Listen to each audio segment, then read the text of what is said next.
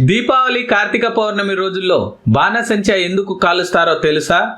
భాద్రపద మాసంలో అంటువ్యాధులు వ్యాప్తి చెందుతాయి. వర్షాల కారణంగా భూమిపై విషపూరితమైన ఆవిరి పేరుకుపోతుంది. ఈ కలుషిత గాలిని పీల్చడం వలన రోగాలు వచ్చే ప్రమాదం ఉంది. అందుకే అశ్వయుజ కార్తీక మాసంలో వచ్చే పర్వదినాల్లో పసుపు, గంధకం, సూర్యకం వంటి ద్రవాలతో తయారు చేసే బాణసంచాలను కాలుస్తారు. వీటి నుంచి వచ్చే విపరీత కాంతి, పెద్ద ధ్వని, పొగ ఇవన్నీ క్రిమి సంహారిణిగా పనిచేసి వాతావరణాన్ని శుద్ధి చేస్తుంది. మన పురాణాల పరంగా మరో వివాదం ఏమిటంటే, దీపావళి మరియు కార్తీక పౌర్ణమి రోజుల్లో బాణసంచా కాల్చడానికి మతపరమైన, సాంస్కృతిక మరియు చారిత్రాత్మక కారణాలున్నాయి. ముఖ్యంగా చెడుపై మంచి సాధించిన విజయానికి చిహ్నంగా చీకటి రాత్రులను వెలుగుతో నింపడానికి, ఆనందాన్ని వ్యక్తం చేయడానికి బాణసంచా కాలుస్తారు. దీపావళి రోజు శ్రీరాముడు రావణుని ఓడించి సీతను రక్షించి అయోధ్యకు తిరిగి వచ్చిన సందర్భంగా